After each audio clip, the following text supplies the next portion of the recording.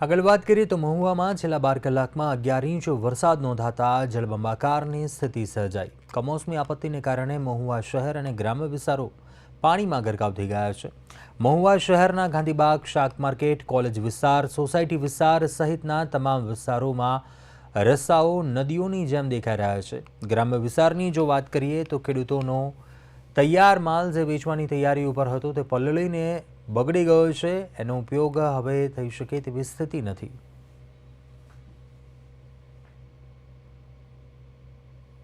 કાલે સાંજે 5 વાગ્યા પછીથી રાતના 7 વાગ્યા સુધીમાં અઢળક વરસાદ પડતા મહુવા શહેરોમાં પાણી ફૂલ ભરાઈ ગયેલ છે।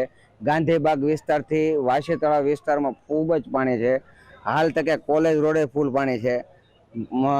જાણવા મળેલ છે માણંદ નદીનું ખૂબ જ પાણીનો પ્રવાહ છે। ઉપરથી ડેમના 3 થી 4 દરવાજા ખોલ્યા છે એવું પણ જાણવા મળ્યું છે અમારા ખ્યાલ પ્રમાણે।